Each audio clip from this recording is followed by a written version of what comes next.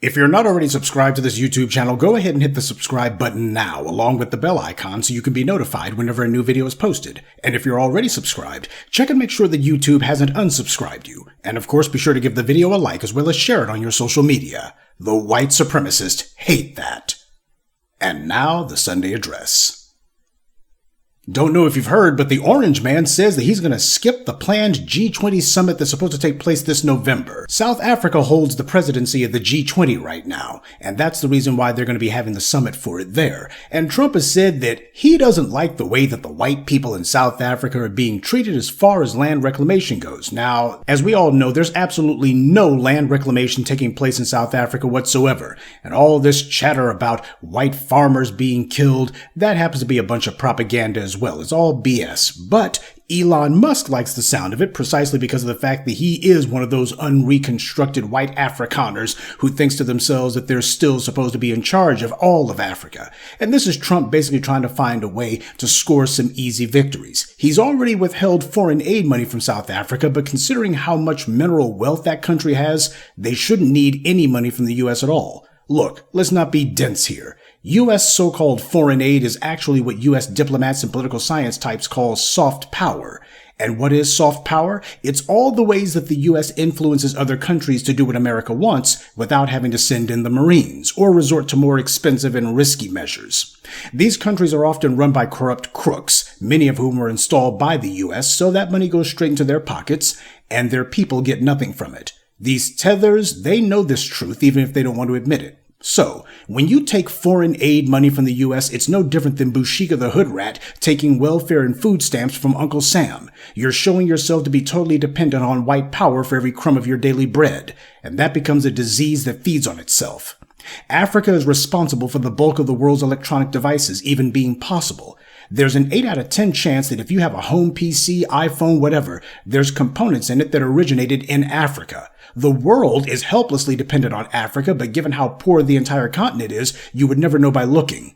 The modern Western economy depends on access to Africa for its economic power. Consider that my long-winded way of saying that Trump cutting money to South Africa is good because there will be no African liberation until the Africans finally accept the fact that they can no longer allow white power to bribe them with their own money. You have to cut the cord at some point. What frightens white power is not Africans taking back their land. What frightens them is if the Africans no longer take white power's money, then that means that it can't get their hooks into them. It has no influence. They can't buy anything with the Africans. And yes, Elon Musk is whining about it, but even he doesn't want his kinfolks to self-deport to the US because that would be for them to effectively give back all the stolen land without a shot fired. So that bit of hot air from the Republicans is a non-starter. Now, here's what I want to know. Every time I or any other member of the black media calls out the utter weakness and helplessness of Africans, particularly as it pertains to white supremacy stomping all over them, we always get the same parade of tethers and even fools back on the continent who lie and claim that the Africans have these racists under complete control. You got Julius Malema and his party who are occasionally wagging their finger in the South African parliament, but there's nothing that's actually going to be done in response to Trump's insult to South Africa. Trump and Elon Musk have been taking pot shots at the South African government ever since the Orange Man got back into office. And how serious is the South African leadership about opposing this abuse? Well, the president of South Africa, who's the head of the G20 right now for this term, he's talking about global cooperation. This is just 2 months ago. Trump and Elon Musk were already starting the steady drumbeat of, we gotta do something about those South Africans. What this looks like and smells like to me is typical white right posturing. They just want to find a way to get Malema to either be voted out of office, which is not exactly likely, or get South Africa's President Ramaphosa to bend the knee, which is much more likely to happen. But either way, they want to be able to say, we were able to bring this particular dog to heel. That's what the point of all this is. It's for them to be flexing on the South Africans and to watch the South Africans sit there and cower. And so far, that seems to be what's happening. Africa controls the bulk of the world's minerals. The African Union could easily put an embargo on the US. They could do just like China's done, decide, hey, you want to have a trade war? Let's have one. They could prohibit other countries from trying to act as a third party to funnel rare earth elements to the US too. All of those tech bros who were standing with Trump during his inauguration, they would see their little empires grind to a halt if Africa said so. But then again, these African countries are led by corrupt kleptocrats who have made themselves totally dependent on white supremacy that they can't even do what China's doing and leverage their resources to punish the people who are attacking them and humiliating them and telling them they better stop talking about land reform. I say talking about because we have to be honest, the South Africans are not about that life. They're not doing anything about it. They can talk tough to us, but we're the only ones that they do that with. South Africans complain about how Africans from other countries try to get into South Africa illegally. That's something that happens in South Africa. They complain all the time. What are these people from these other countries doing coming here? But what a surprise. We have a disproportionate number of South Africans fleeing to the US. Now make it make sense. Look, the Africans have failed to liberate themselves. We got to be honest about that. How can you be 80+% of the population in South Africa and 30 years after the alleged end of apartheid, the racist colonizers are still sitting on every square inch of land that they stole before so-called independence? And the Africans are trying to BS their way past the conversation using weasel words. Just like Haiti after their revolution, the South Africans are also paying reparations to white slave masters for the land that they're trying to get. They will try to claim that the ANC signed into law a measure that would make it possible to take the land without paying any money for it. But when the government spokespeople talk about that, they admit that their tough new law only allows them to take the land if it is just and equitable and in the public interest. You have the usual bad actors, by the way, saying that they're going to challenge this new law in court on its constitutionality. That's a perverse laugh. You can't get justice from a constitution written by white supremacists. But we all know the main reason that these African leaders are not doing anything about this is because these guys are co-opted 5 ways from Sunday. They get to run around and be the big man running around in a foreign-made luxury vehicle when they got all the minerals and resources and manpower in the world to make their own. Look what's happening in China. They're not trying to be running around driving BMWs and Mercedes and Cadillacs. They're trying to make their own.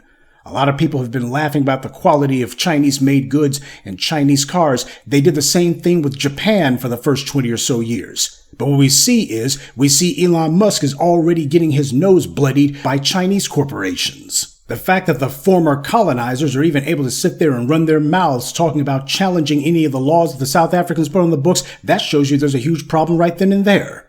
30 years after apartheid, and they're still trying to make excuses for why they haven't instituted justice in their own country, when they're supposed to be the ones in charge. And these tethers try to make themselves feel better about their cowardice by lying to us and lying about us. Trump doesn't want to attend the G20 summit. He's specifically pointing his ire at South Africa. They should be the main ones saying who needs you. But that's the entire problem, isn't it? The Africans have made themselves completely and thoroughly dependent on crumbs and largesse from the United States. Alright, now I've spelled out what the problem is, so what can the South Africans do about this? Well, the one thing that would be the most effective is to lead the charge to have the African Union withhold all resources from the US and its corporations. This wouldn't send the United States back to the technological dark ages, though it would make it a hell of a lot more expensive for Americans to be getting their creature comfort digital devices. But the South African government has no political will or moral courage for that. Now, they could protest by throwing the U.S.'s own record of racial genocide against black Americans into the Trump administration's face. After all, the 2020 uprisings happened on Trump's watch. But there's little chance of the South Africans ever doing that either, because the South Africans were the ones who went before the world to bring the case for genocide in Gaza. But in 30 years, they haven't lifted a finger to acknowledge or speak up on our behalf. The left corner of the white media claims that the reason for the South Africans' adoration for all things Palestinian is because Yasser Arafat and some other Palestinians supported the ANC back in the day. Well, considering that the white Dutch occupation regime in South Africa supported Israel, the Palestinians kinda didn't have any other option. But that rationale is weak to me because there's nothing that the Palestinians have ever said in support for South Africa that was more important than what foundational black Americans did. We began the boycott, divest, sanctions movement that brought down the white regime over there. Palestinians could only give lip service, but they didn't have the power to cut the lifeline that was supporting the white regime in South Africa, that is, U.S. support. Black Americans, on the other hand, did have that power and that influence, and we used our voice for that purpose, and we are the reason that apartheid fell. And yet the South Africans were ready to jump out a window to stick up for the Palestinians and refused to show solidarity with us. And that matters, because having failed to show any sort of unity with us during the BLM protest or at any time before it, the South Africans would look very strange suddenly discovering religion and starting to do it now. And on top of that, their jealousy at our success and envying the position that we have earned in the world makes it where their pride and ego will never allow them to humble themselves to this fact. This is not just Africa's leaders I'm talking about. I'm also talking about the majority of the continental population too. Not all of them, but 85% to be sure. And unfortunately, the 15% who have their heads on straight, they're not the ones in charge. Uniting with them would serve no purpose because they're not on the same mission we are. Africa is divided from Black Americans and fractured within Africa as well. The enemy can see that. Why do you think Trump is being so reckless with his mouth? And Elon Musk doesn't seem to be concerned about any sort of reprisals in South Africa or any sort of consequences in the United States either. The Africans have been very politically immature. They could have been far more powerful and influential if they had allied themselves with us. That would be the natural move to make. Every other group around the world tries to make sure that they have inroads and connections with their immigrant populations in the U.S. Only the Africans have decided to try to go it alone, and we see how well that's working out. They insist on indulging delusions and daydreams about making it good as immigrants. Well, Trump is slapping them around now. I'd love to see what the South African immigrants in the U.S. or anywhere else are going to do about it. It reminds me of when Border Patrol was literally whipping Haitians at the border. I would have to give the South Africans the same advice that I gave the Haitians. Tell these white supremacists how hard-working you are. Tell them that you're not lazy like these Black Americans are. Whatever your South African slur for Black Americans is, go ahead and say, we're not like those people. Go ahead and do that. I'm sure that will impress Trump and Elon Musk and the rest of their racist pals. The phony tough guy routine is something the Africans have long done, and it's a false display of bravado that's never fooled the European. As I said, Trump is trying to find some easy victories. That's what Trump putting the squeeze on Colombia was about. China's not going to roll over for him, though, so he can't have any quick and easy headlines from them. But he is going to go after the third world and see if he can put the arm on those guys. And these corrupt and crumbling crooks in these countries, having never bothered to build an economy for their people, they'll have to eat this abuse, and before it's all over, they're going to roll over for it. And you know what? I'm fine with that.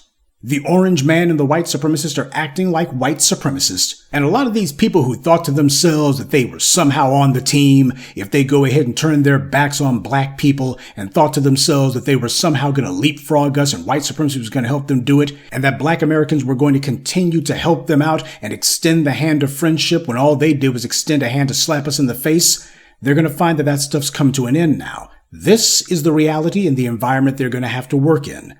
And if people want this abuse to stop, they're going to need to actually fight these white supremacists, or they'll have to accept eating crap from them instead. And on a side note, people better stop and think before they decide that they're going to support the Democrats automatically next year. The Democrats are seeing Republicans doing all this mess, but they're not saying what they're going to do about it.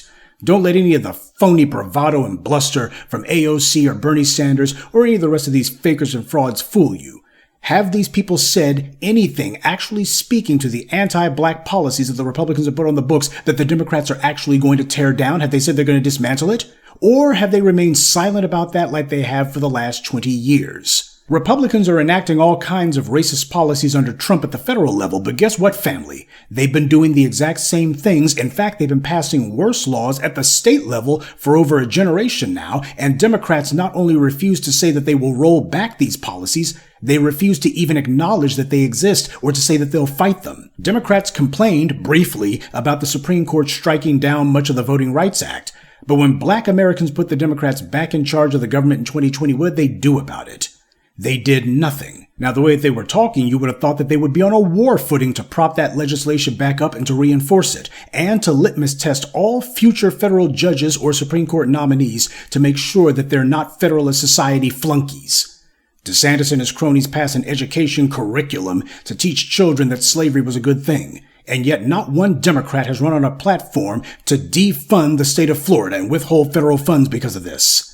In other words, for the DNC shills, plants, and morons who don't listen or think so well, you didn't have to wait for the orange man to retake federal office to find examples of the GOP enacting open racist laws. They've been doing it since forever. What we haven't seen is Democrats pushing back hitting back, standing on or reversing this mess, and punishing any further Republican efforts at performative extremism. That's what we're not seeing. Even now, you don't see any of them stepping forward and saying, these are the planks of our political platform. They're not announcing that this is the signature legislation that they intend to run on. See, when it came to abortion, they had no problem with that, because Kamala Harris thought that she was going to be appealing to white suburban women, educated white suburban women, because this is what all of their state referendums on abortion taught them.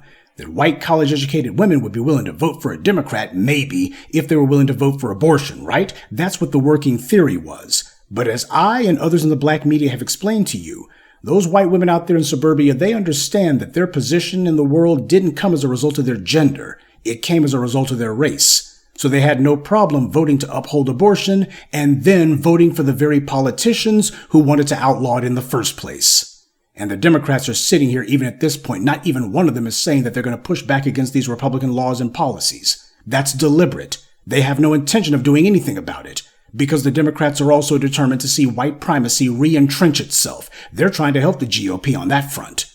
When abortion was struck down by the Supreme Court, Democrats began to support statewide referendums. That stuff mostly originated at the state level. But Democrats at least supported it openly. All it took was Uncle Clarence Thomas merely saying that the Supreme Court needed to revisit their ruling that it legalized gay marriage, and both the Democrats and Republicans during an election year united to pass a national gay marriage law at the federal level. All these legislative attacks on black people, and Democrats aren't even acknowledging it, much less saying that they're going to do anything about it. And in 2020, we saw that even if Democrats are forced to say that they'll do something, as soon as they get in office, they'll turn right around and say that they're too busy, there's not enough votes in the Congress, they can't get it out of committee, there's another war somewhere, etc. Trump's open racist rampage is increasing the pressure on Democrats to actually have to take positions beyond words, positions and actions to oppose this resurgent white nationalism. But that will only happen if Democrats are shown that they're not going to get power back unless they do. That's why there's all this hysteria going on about Trump and the economy and all the rest of it. Yes, the threat is real, but it's no different for black people than it's ever been. So we're going to have to make sure that we're not like the South Africans. We got to stand on business as far as what our interests are. The Democrats can go ahead and tell us all of the evil stuff that Trump is and what he's doing. But unless they're also out there talking about what they're actually going to do for us, then it's all a bunch of hot air. And you got to wonder if these African nations have even noticed that neither their Democrat friends nor the left corner of the white media has actually made a big stink about Trump slapping South Africa in the face. They're telling the South Africans there's not going to be any land reclamation, and you better just accept that. Well, then again, there hasn't been any land reclamation in 30 years. So it's extremely doubtful if the South Africans were really going to start now. But either way, they're getting slapped in the face, and the only way out is going to be for them to actually do what they should have done decades ago and stand up to these white supremacists and let them know we have the ability to put pressure on you too. We can get tough with you too. But that's going to require something from the Africans that they have not shown in hundreds of years. And that's going to be unity. Good evening, and be one. I'd like to take a moment to mention some of our contributors. Mr. Smith, Amir Miller, Minnie FBA, Kenneth Johnson, and Celeste Walker. Salute to them and thank you to everyone for listening, liking, and sharing this message. Black empowerment only exists because of you.